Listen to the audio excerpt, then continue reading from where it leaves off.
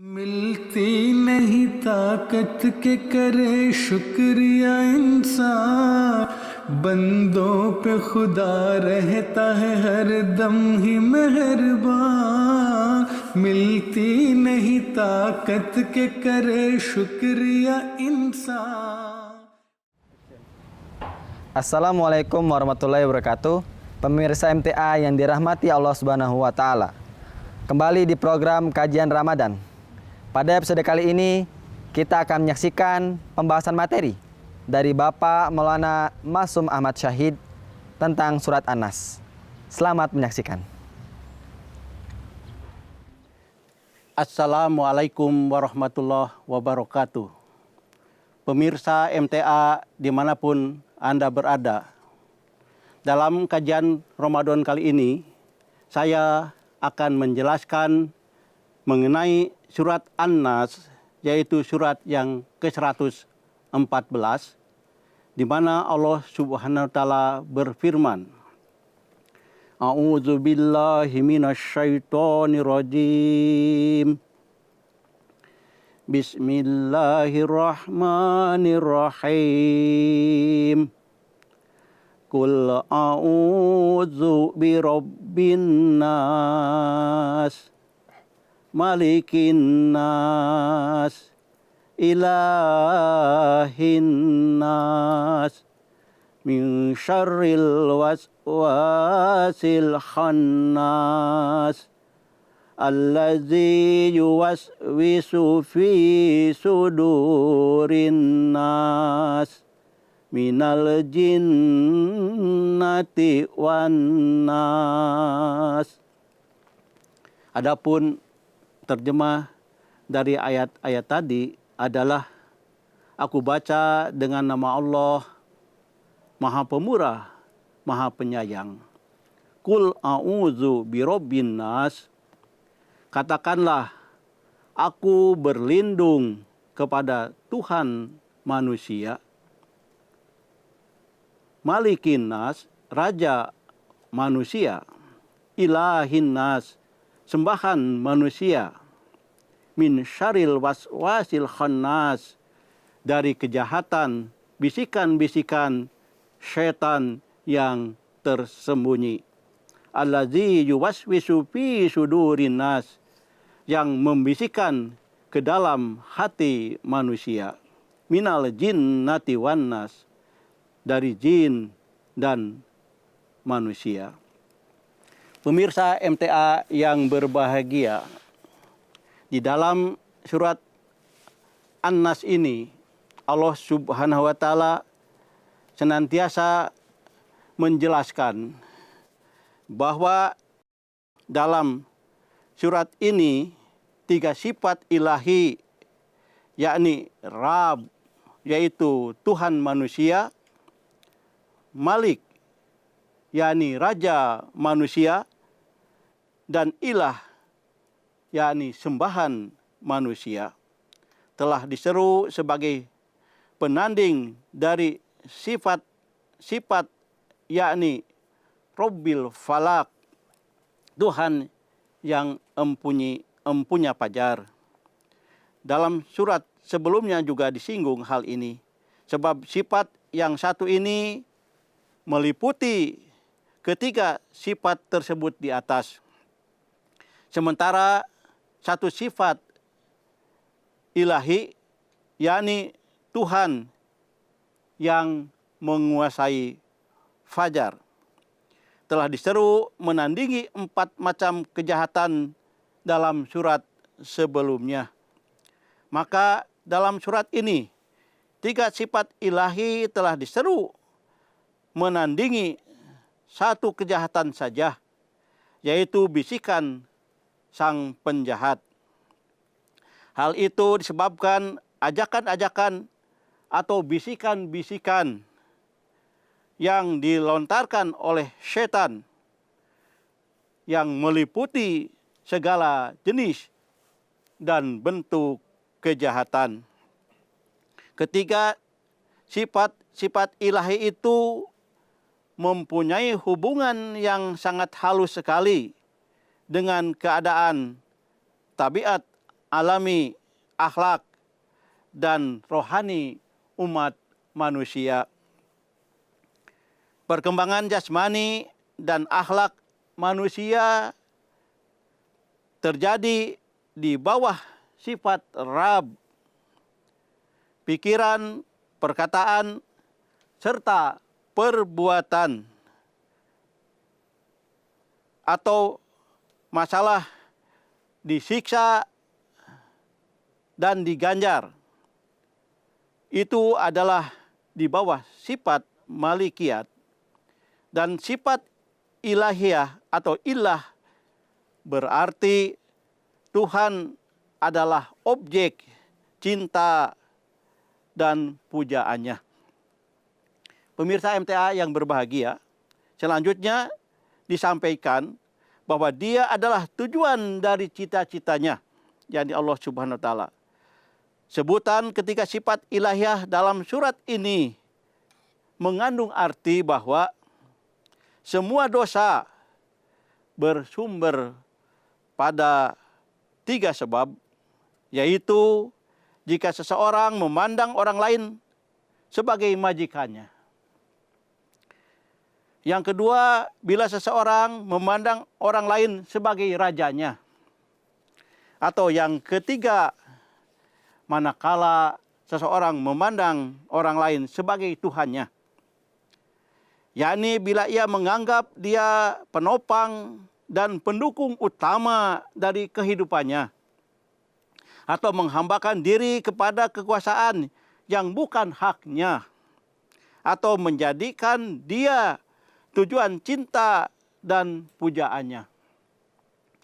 Orang mukmin diperintahkan di sini agar hanya menghadapkan mukanya kepada Sang Halik, Sang Maha Pencipta, yaitu Allah Subhanahu wa taala semata. yakni dia menganggap bahwa Allah Ta'ala itu sebagai penjamin hidupnya yang hakiki. Agar hanya kepadanya belaka memperlihatkan keitaatannya yang sejati dan tanpa bersyarat. Dan agar hanya dia yang dijadikan tujuan sebenarnya dari kecintaan dan pemujaannya. Atau ia diperintahkan dalam ayat ini supaya senantiasa memohon perlindungan terhadap tindakan perampasan hak oleh kaum kapitalis, penguasa-penguasa yang zalim, dan golongan pemimpin-pemimpin agama yang picik, yang sambil mengambil keuntungan secara tidak wajar dari rakyat jelata yang polos dan berpikiran sederhana dengan memeras mereka tanpa belas kasih sayang.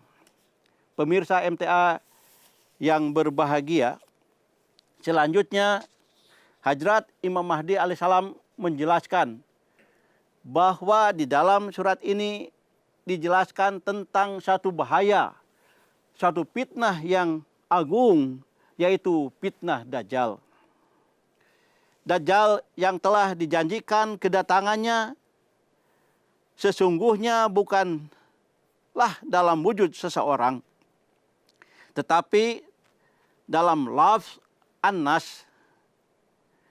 Mengenai pemaknaan tersebut tidak didapatkan makna yang hanya tunggal saja. Dan di dalamnya tidak ada keraguan jika lafz nas tadi digunakan untuk mengatakan wujud atau golongan. Jadi kelompok yang berjalan di bawah sifat was-wasnya syaitan, mereka adalah yang dinamakan Dajjal tersebut. Kepada maksud inilah isyarat tentang tertib Al-Quran, bahwa Al-Quran itu dimulai dari Alhamdulillahirabbil alamin, dan diakhiri dengan allazi yuwaswisu fi sudurinas minal jinnati wanas. Pemirsa MTA yang berbahagia, demikianlah laf Anas pada tempat ini yang maknanya adalah Dajjal. Tujuan dari surat ini adalah bahwa kalian harus berpegang pada perlindungan Allah Subhanahu wa Ta'ala dari fitnah Dajjal. Sebelum surat ini adalah surat Al-Ikhlas, di mana ada kaitannya dengan akidah orang-orang Kristen. Setelahnya adalah surat Al-Falaq, yang di dalamnya tengah memberitahukan tentang suatu zaman, suatu masa yang penuh kegelapan, dan tentang perbuatan-perbuatan makar dari para kaum wanita. Dan selanjutnya, pada akhirnya, terdapat perintah untuk memohon perlindungan dari suatu kelompok yang sedemikian rupa berjalan di bawah bayang-bayang setan. Dari tertib ini dapat diketahui bahwa ini adalah suatu kelompok yang dalam kata lain disebut dengan setan.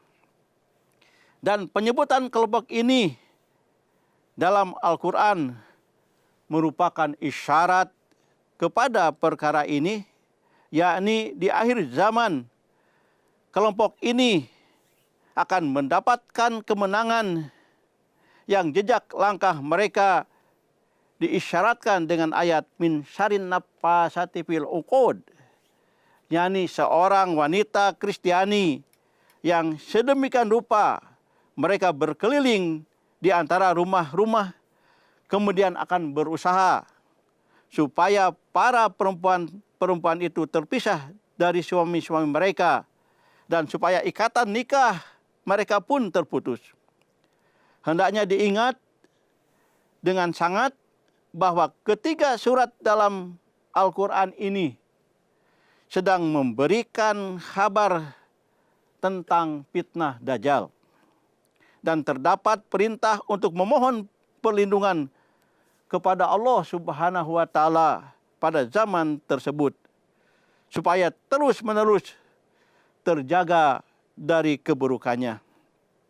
Ini merupakan suatu isyarat kepada perkara bahwa keburukan-keburukan yang akan timbul tersebut hanya akan dapat dijauhi dengan nur samawi, yakni cahaya-cahaya dari langit. Maksudnya juga ilham daripada Allah Subhanahu wa Ta'ala, dan berkat-berkatnya yang sesungguhnya akan dibawa bersama Masih Samawi, yaitu Masih Maud alaihi salatu wassalam. Terdapat dalam Ayamis Suluh halaman yang ke-62. Pemirsa MTA yang berbahagia, selanjutnya dalam memaparkan ayat ini, Hadrat Imam Mahdi alaihissalam lebih jauh menjelaskan bahwa di dalam Al-Quran terdapat 4 surat yang sering dibaca. Di dalamnya disebut tentang Hadrat Masih Maud alaihissalam dan jemaatnya. Yang pertama adalah surat Al-Fatihah, yang dalam setiap rakaat dalam salat ditilawatkan. Dan di dalamnya terdapat bukti-bukti tentang ajaran daripada Jemaat Ahmadiyah. Yang kedua adalah surat Al-Jum'ah, yang di dalamnya disebutkan wa ahorina minhum. Ini menjelaskan tentang jemaat Hadrat Masih Maud alaihissalam. Ini dibacakan dalam setiap hari Jumat. Dan yang ketiga adalah surat Al-Kahfi,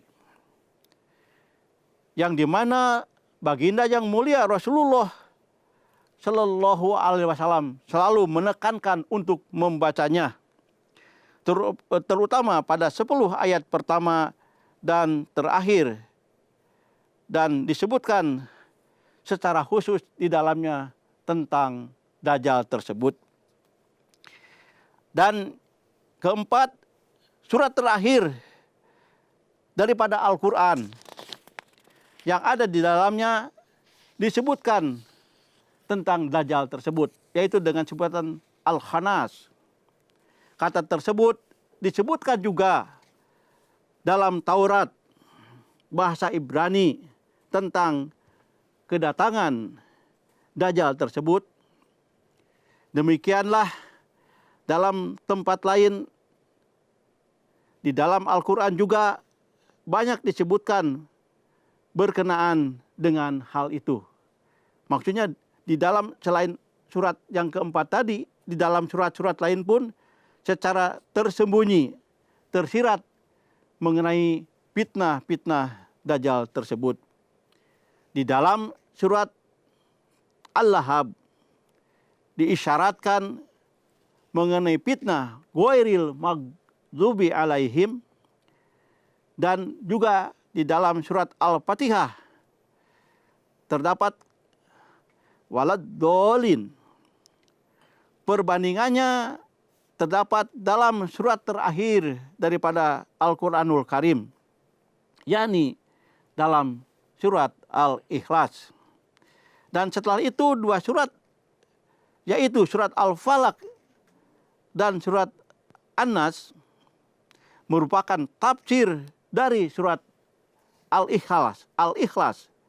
Di dalam kedua surat tersebut dimohonkan perlindungan dari pasang surutnya masa atau waktu, yaitu tatkala munculnya penolakan kepada Masih yang dijanjikan, yaitu Masih Maud alaihissalam. Kemudian muncul fitnah maghdubi alaihim dan kesesatan kaum Kristiani beserta kegelapan yang mulai terlingkupi di muka bumi ini. Jadi, sebagaimana surat Al-Fatihah merupakan permulaan daripada Al-Quran, dan di sana telah diajarkan doa-doa.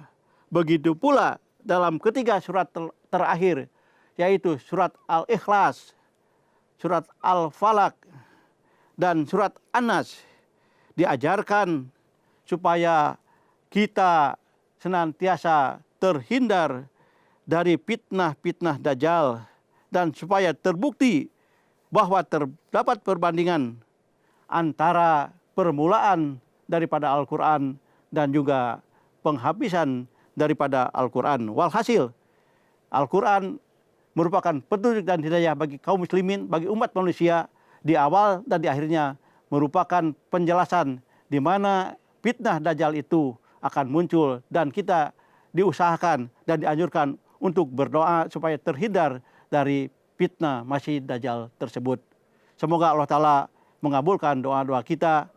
Pemirsa MTA yang berbahagia, demikianlah uraian yang dapat saya sampaikan. Insya Allah kita sambung dalam episode yang akan datang. Akhirul kalam, wassalamualaikum warahmatullahi wabarakatuh.